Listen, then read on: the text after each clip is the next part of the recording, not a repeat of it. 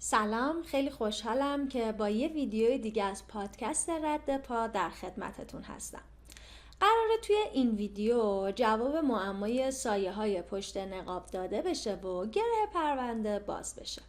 اما قبل از اینکه جوابو براتون بگم ازتون ممنون میشم که حتما ما رو سابسکرایب کنید و لایک کنید و با گذاشتن کامنت برامون به بیشتر دیده شدن پادکست ما کمک کنید. اگه هم دوست دارید که به ما کمک مالی بکنید میتونید از طریق لینک هامی باشی که توی قسمت کامنت ها براتون میذارم این کار رو انجام بدید. ممنون. بریم سراغ جواب معما. سرگرد تو تحقیقایی که میکنه متوجه چند تا نکته میشه. اول اینکه ماشینی که رضا باهاش تصادف کرده بوده ماشین خودش نبوده. اون استعلام میگیره و میبینه ماشین به نام ناصر براهوتیه، یعنی همون کارگری که به دست رضا اخراج شده بود.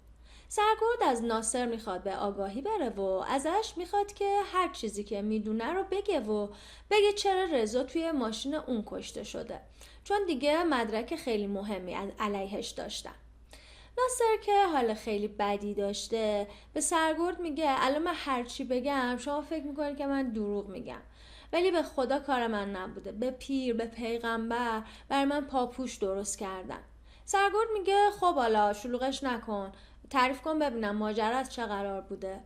که ناصر میگه خب طرفای ساعت 8 بود که آقا فرزاد به من زنگ زد اون شب حادثه و گفت که برم کارخونه پیششون. گفت رضا از کاری که پیش بقیه کارگر با من کرده خیلی ناراحته و خواسته که برم اونجا و از من حالا معذرت خواهی کنه، که من قبول نکردم. گفتم که نباید جلوی بقیه کارگر از من معذرت خواهی کنه. که آقا فرزاد اصرار کرد که حالا امشب برو پیشش ببین که مشکلتون حل میشه یا نه، بقیه چیزا رو بعداً حل میکنیم. منم قبول کردم. اون میگه ساعت حدودای 9 بود که من رسیدم دم در کارخونه و دیدم که دربون نیستش توی اون اتاقه دربانیش و درم نیمه بازه. من خیلی اهمیت ندادم، در باز کردم، ماشینم بردم تو و دیدم که همه چراغای کارخونه خاموشه به غیر از چراغ اتاق آقا رضا. حتی کلیدارم امتحان کردم، چراغا رو زدم ولی دیدم که برقا روشن نمیشه، انگار که برقا رفته بود. از پله ها رفتم بالا، با نور گوشیم جلوی پامو نگاه میکردم و میرفتم بالا و رسیدم دم در اتاق آقا رضا. در زدم دیدم کسی جواب نمیده. بر همین بعد از چند دقیقه که وایسادم در باز کردم و رفتم تو که یهو شوکه شدم. دیدم آقا رضا سرش افتاده روی میز و تو دستش اسلحه هست و به سرش شلیک کرده. یه چراغ مطالعه‌ام روی میزش روشن بود و گوشیشم روی میز بود. خیلی هول شدم، داد زدم، کمک خواستم ولی کسی تو کارخونه نبود. زنگ زدم به آقا فرزاد، دیدم گوشیش خاموشه. گفتم حتما برام پاپوش درست کردن و میخوان کشته شدن آقا رضا رو بندازن گردن من. مونده بودم چی کار کنم، خیلی ترسیده بودم که تصمیم گرفتم که جنازه رو از کارخونه ببرم بیرون. برای همین آقا رضا رو برداشتم انداختم رو کولم، بردم گذاشتم توی ماشینم و بعد دوباره برگشتم بالا تو اتاق که ردی از خودم جا نذاشته باشم. رفتم تو آبدارخونه یه دستمال برداشتم، اومدم تمام روی میز و خونایی که روی میز ریخته بود رو پاک کردم. بعد کاغذایی که خونی شده بود و دستمال انداختم توی مشما و بعد اسلحه و گوشی آقا رضا برداشتم و رفتم پایین توی ماشین و حرکت کردم به سمت اطراف تهران. ولی اونقدر هول شده بودم، اونقدر ترسیده بودم که توی تاریکی اون درخت وسط کوچه رو ندیدم و بهش برخورد کردم. یا همون لحظه که زدم به اون درخته یه فکری به ذهنم رسید، دیدم کسی اونجا نیستش. پیش خودم گفتم خب جنازه رضا رو کشیدم پشت فرمون و اسلحه رو دادم توی همون دستش و یه جوری نشون دادم که انگاری که حالا اون توی ماشین تصادف کرده و خودکشی کرده، خودش خودکشی کرده. پوکه اسلحه رو گذاشتم روی صندلی کنار راننده. بعدش هر خرت و پرت که توی ماشین بود، هر کاغذ و وسایل خونی که بود رو برداشتم و بردم همون اطراف آتیش زدم و بعدم رفتم خونم تا فرداش که شما اومدین سراغم. سرگرد ازش میپرسه خب به جای این همه نقشه کشیدن چرا زنگ نزدی به پلیس؟ که ناصر میگه ترسیدم، واقعا ترسیده بودم، چون که برقای کارخونه رفته بود و هیچ مدرکی وجود نداشتش که من کی وارد کارخونه شدم. ترسیدم همه این چیزا بیفته گردن من و بالاخره افتاد دیگه. از همین چیزاش میترسیدم و بالاخره سرم اومد. خب سرگرد هنوز از حرفای ناصر هیچ نتیجه نگرفته بوده، بر همین بازداشتش میکنن و بلافاصله دستور بازداشت فرزاد رو هم صادر میکنن. پلیسا میتونن فرزاد رو توی فرودگاه امام خمینی بازداشت کنن و میبرنش اداره آگاهی. فرزاد که حسابی خودش رو باخته بوده میگه من که هرچی میدونستم بهتون گفته بودم و چیز دیگه ندارم بگم. که سرگرد بهش میگه بگو ببینم شب حادثه بین ساعت 7 تا 8 کجا بودی؟ فرزاد یکم فکر میکنه و میگه داشتم میرفتم کارخونه پیش رضا. سرگرد بهش میگه داشتی میرفتی یا توی کارخونه بودی؟ که فرزاد خیلی خودشو میبازه و همطوری زل میزنه به سرگرد. سرگرد میگه ببین ما هر چیزی که نگفتی رو میدونیم و بهتره که خودت اعتراف کنی. بعد یه برگه میذاره جلوشو، میگه هر چیزی که از اون شب حادثه میدونی بر ما بنویس.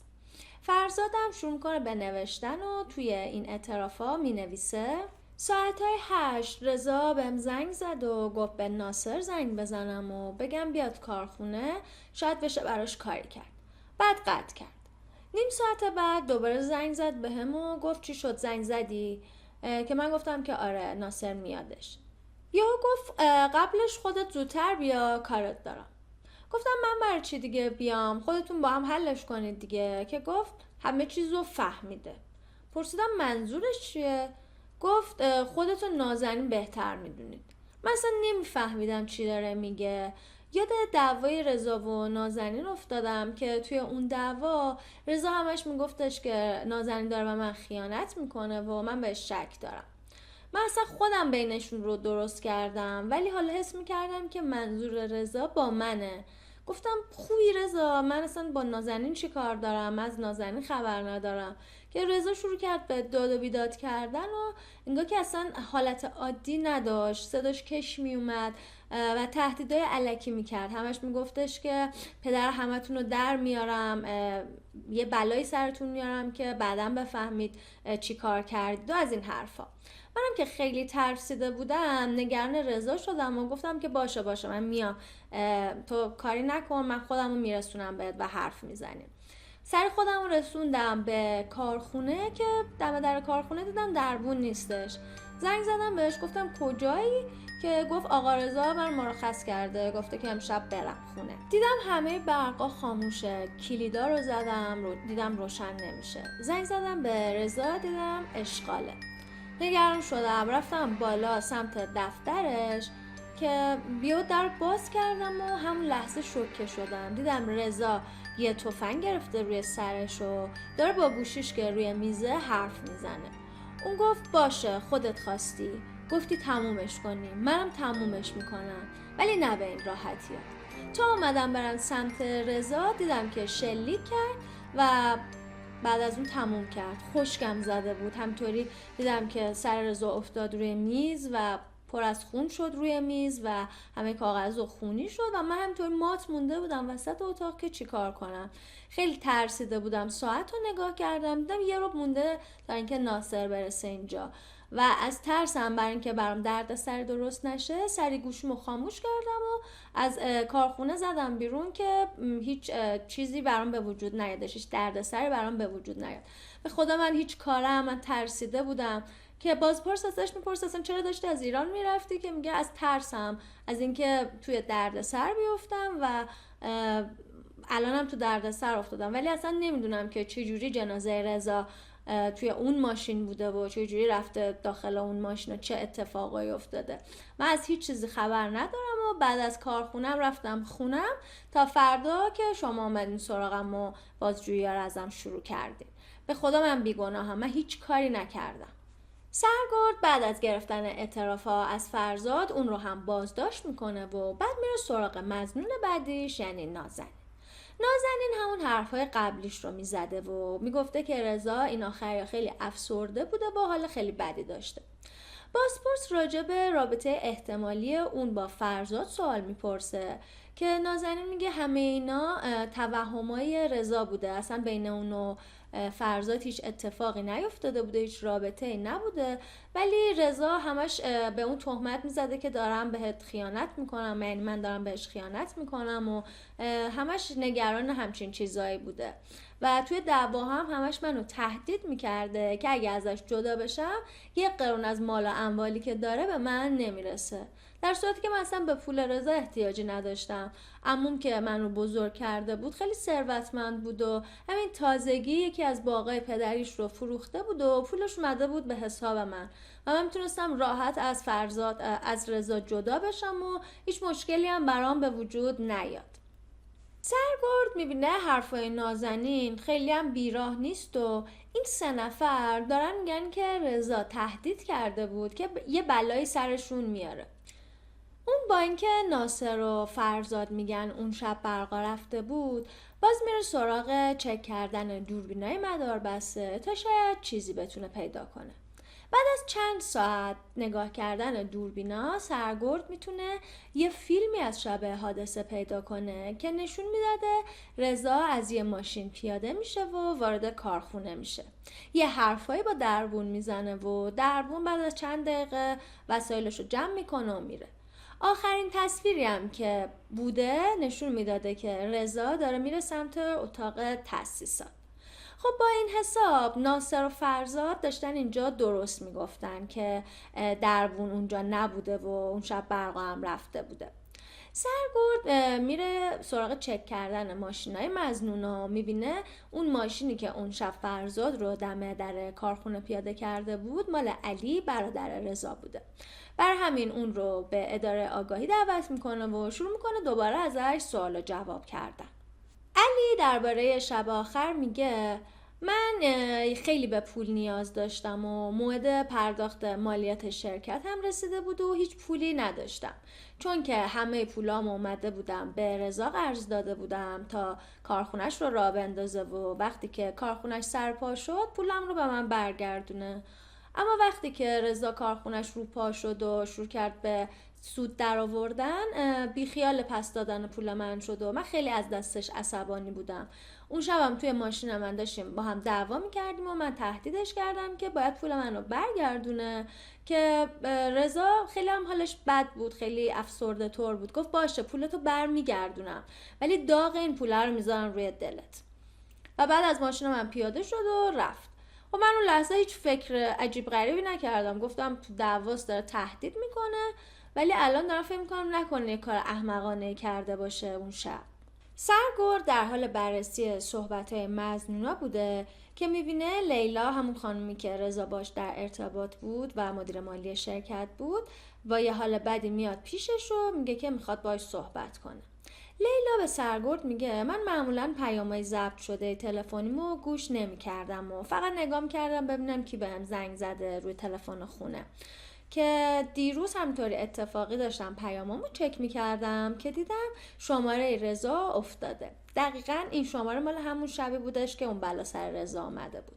سرگرد میپرسه خب رضا حرفی هم زده بود، پیامی هم گذاشته بود، که لیلا گوشیش رو در میاره و پیامی که از روی تلفنش ضبط کرده بوده رو برای سرگرد پخش میکنه. تلفن بعد از چند بار بوق خوردن میره روی پیغامگیر و بعد از چند ثانیه صدای رضا رو میشنویم که داره لیلا رو صدا میزنه.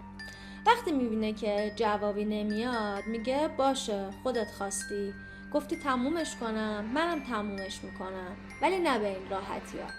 بعد صدای شلیک شنیده میشه. این تماس دقیقاً یه رو بعد از این بوده که رضا توی فیلم ها دیده شده بوده که داشته میرفته سمت اتاق تاسیسات. با این مدرک دیگه مشخص میشه که رضا خودکشی کرده بوده.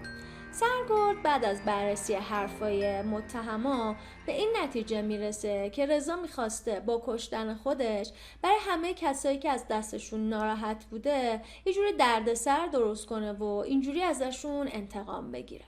خب با توجه به این نتیجه گیری پرونده بسته میشه و متهمایی که بازداشت شده بودنم آزاد میشن. خب بگید ببینم چطور بود؟ تونسته بودید درست حدس بزنید یا نه؟ اگه با جواب معما مشکل دارید برام کامنت بذارید که دلیلتون چیه. خیلی ازتون ممنون میشم که کانال و پادکست ما رو به بقیه هم معرفی کنید و با زدن دکمه سابسکرایب و لایک کردن ما به بیشتر دیده شدن ما کمک کنید. لینک حامی باشه رد پا رو هم برای کسایی که میخوان به ما کمک‌های مالی کنن میذارم تو قسمت توضیحات. ممنون که کنارمون هستید و تا معمای بعدی خدا نگهدار.